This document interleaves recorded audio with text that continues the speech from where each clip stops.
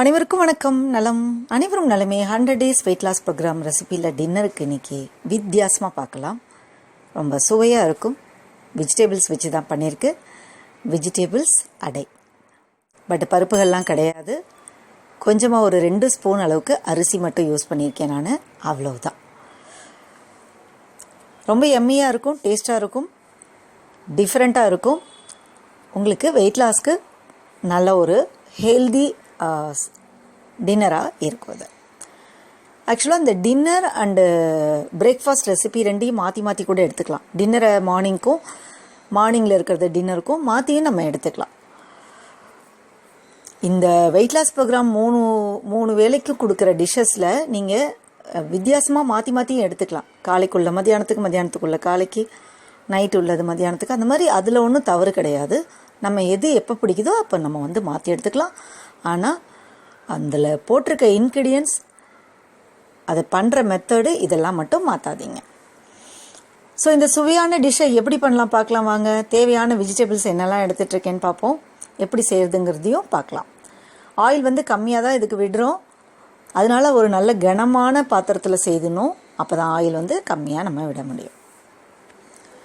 இந்த மாதிரி இரும்பு பாத்திரங்களில் செய்திங்கன்னா ஆயில் கம்மியாக செலவாகும். தொட்டுக்க ரைத்தா தான் இருக்குது. தயிரை நல்லா வடிகட்டி வச்சுருக்கேன் நான். இதுக்கு தேவையானது பார்த்திங்கன்னா குடமிளகாய் 1, கேரட் ஒரு சின்ன பீஸ் தான் எடுக்கணும். கேரட் ரொம்ப வேண்டாம். முட்டைக்கோஸ், நிறைய முட்டைக்கோஸ் எடுத்துக்கலாம். ஆனியன், கொத்தமல்லி, இது பன்னீர் ஒரு 60 கிராம் அளவுக்கு இருக்கும். இதை எடுத்துகிட்ருக்கேன்.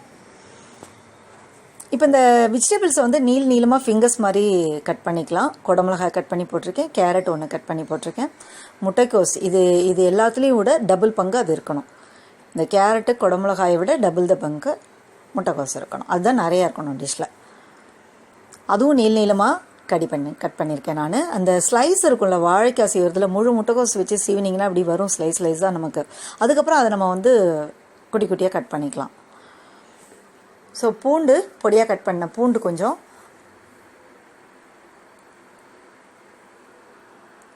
கொத்தமல்லி,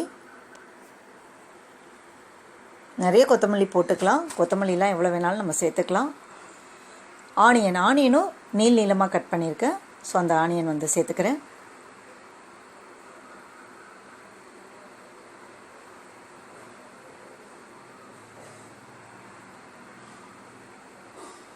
இஞ்சி பூண்டு பேஸ்ட்டு ஒரு ஸ்பூன், 2 ஸ்பூன். தனி மிளகாய் பொடி காரத்துக்கு.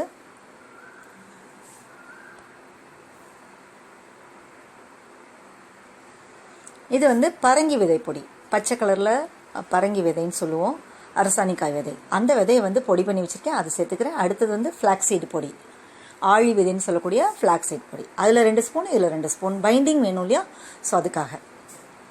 அப்புறம் மஞ்சள் தூள்,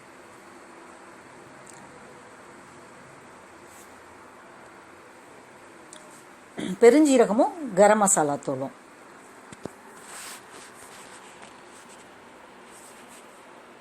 சுவைக்கு உப்பு போட்டுக்கலாம்.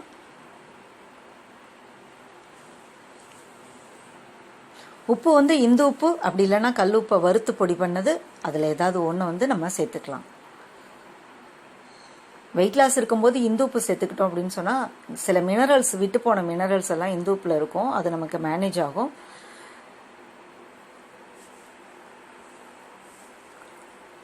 கொஞ்சம் பாத்திரம் பெருசாக எடுத்துப்போம். ரொம்ப சின்னதில் விட்டால் நம்ம கலர முடியாது, செய்ய முடியாது. இதில் இது செய்கிற இந்த டிஷ்ஷில் ஒரு 2 மினி தோசை அளவுக்கு, அதாவது எப்படி சொல்கிறது,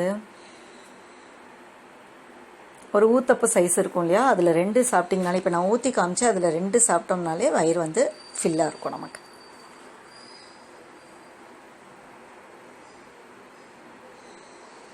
அரைகுறையாக ஆனால் சாப்பிடாதீங்க. வயிறு ஃபுல்லாக இருக்குது போதும், மனசும் வயிறும் ரொம்ப அளவுக்கு சாப்பிட்டாதான் வெயிட் லாஸ் கிடைக்கும். எல்லாத்தையும் நல்லா கலந்துக்கலாம்.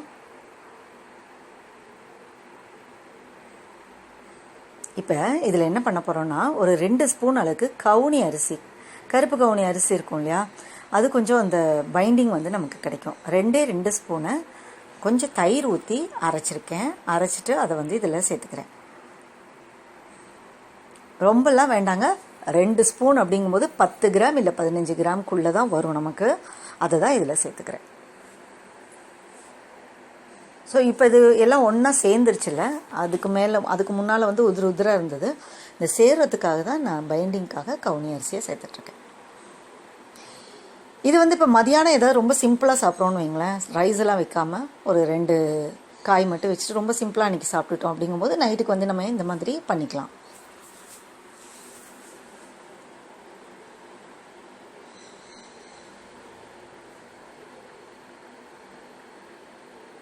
நல்லா மிக்ஸ் பண்ணிப்போம்.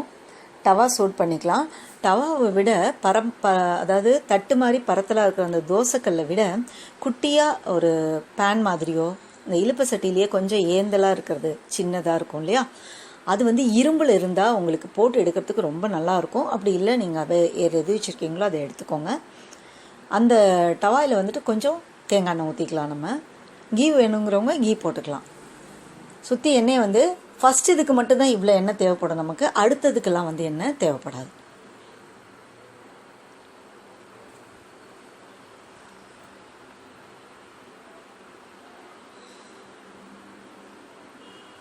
நம்ம கலந்து வச்சுருக்கோம்ல, அந்த மாவை எடுத்து அப்படியே ஒரு நல்ல ஒரு 250 கிராம் இல்லை 150 கிராம் அளவுக்கு மாவு எடுத்து அதில் அப்ளை பண்ணிக்கலாம்.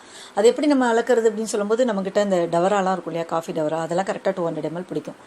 அதில் அந்த அளவுக்கு வர மாதிரி நம்ம எடுத்து இந்த மாதிரி நல்லா ப்ரெஸ் பண்ணி ரவுண்ட் ஷேப் வர மாதிரி பேக் பண்ணிக்கலாம். நீங்கள் தோசை மாதிரிலாம் இதை ஊற்ற முடியாது, எல்லாம் அப்புறம் உதிராக ஆயிரும், நமக்கு பொரியல் தான் அப்புறம் கிடைக்கும். இந்த மாதிரி நல்லா டைட்டு பேக் பண்ணிவிட்டு சுற்றி கொஞ்சம் எண்ணெய் விட்டுட்டு வேக விடலாம். ஸ்லோவாக வச்சு வேக விடலாம், ஏன்னா உள்ளெல்லாம் நமக்கு வேகணும்.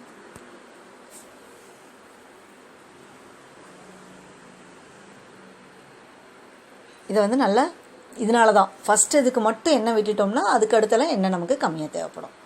ஸோ இப்போ திருப்பி போட்டால் எப்படி இருக்குது பார்த்தீங்களா, சூப்பராக அடை மாதிரியே இருக்கும். நமக்கு டேஸ்ட் வந்து ரொம்ப எம்மியாக இருக்குங்க, ரொம்ப பிடிக்கும், எல்லாருக்கும் பிடிக்கும். நம்ம வெயிட் லாஸில் இருக்கோம், இது சாப்பிட முடியல அது சாப்பிட முடியல அப்படிங்கிற எண்ணம்லாம் வரவே வராது இப்படிலாம் சேர்த்து சாப்பிட்டோம்னாக்க. எப்படி இருக்குது பாருங்கள், செம இல்லை?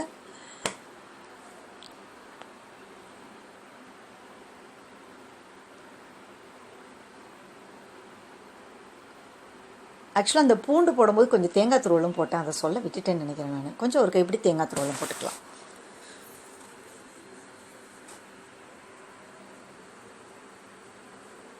ஸோ நல்லா 2 சைடும் இந்த மாதிரி வர மாதிரி நம்ம எடுத்துப்போம். இதுக்கு வந்து சைட் டிஷ்ஷாக வந்து நம்ம எதுவும் தேவைப்படாது. ஆனால் இந்த மாதிரி தயிர் வச்சுக்கிட்டிங்க அப்படின்னு சொன்னால் செம்மையாக இருக்கும். அந்த தயிர் என்ன பண்ணணுன்னா, இப்போ நம்மக்கிட்ட ஒரு 1/4 லிட்டர் தயிர் இருக்குன்னா அது ஒரு வடிகட்டி இருக்கு இல்லையா, நம்மக்கிட்ட டீ வடிகட்டி, அதில் ஊற்றி வச்சிடலாம். இந்த கிளாத்தில் இருக்க இந்த மாதிரி இருக்கிற வடிகட்டியில் ஊற்றி வச்சுருங்க. இதெல்லாம் ப்ரிப்பேர் பண்ணுறதுக்கு முன்னாலேயே தயிரை வடிகட்ட வச்சுருங்க. அந்த வாட்டர் எல்லாம் இறங்கிடும். தயிரில் இருக்கக்கூடிய இந்த வாட்டர் எல்லாம் இறங்கினதுக்கப்புறம் நல்ல கெட்டியான ஃபேட் உள்ள இந்த தயிர் மட்டும் கிடைக்கும். அது வந்து ஒரு 2 ஸ்பூன் அளவுக்கு ஒரு ஆள் எடுத்தால் போதும், அதிகமாக எடுக்க வேண்டாம். 2 ஸ்பூன் அளவுக்கு எடுத்துட்டு அதை அப்படியே வச்சுக்கலாங்க. தொட்டுக்கிறதுக்கு ஒன்றும் உப்பு அதெல்லாம் கூட சேர்க்கவே வேணாம், ரொம்ப டேஸ்ட்டாக இருக்கும் இந்த தயிர். ஆனால் அளவு பாருங்கள், இவ்வளோ தான், 2 ஸ்பூன் தான் நம்ம வந்து எடுத்துக்கணும். ஸோ இதை வச்சுட்டு சைட் டிஷ்ஷாக வச்சுட்டு இது சாப்பிட்டு பாருங்கள், ரொம்ப ரொம்ப உங்களுக்கு பிடிக்கும். வீட்டில் இருக்கவங்களுக்கு இதே போல் நம்ம செய்து கொடுக்கலாம். அவங்களுக்கு எப்பளும் இட்லி தோசை உப்புமானே கொடுக்காம இந்த மாதிரி ஒரு வித்தியாசமான டிஷ்ஷை வந்து நம்ம அவங்களுக்கு கொடுக்கலாம்.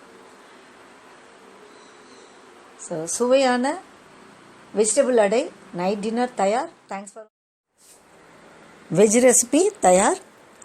வெஜ் அடை நீங்களும் செஞ்சு பாருங்கள், மறக்காமல் கமெண்ட் பண்ணுங்கள், சந்தேகங்கள் இருந்தால் கேளுங்க, எல்லாருக்கும் ஷேர் பண்ணுங்கள். தேங்க்ஸ் ஃபார் வாட்சிங்.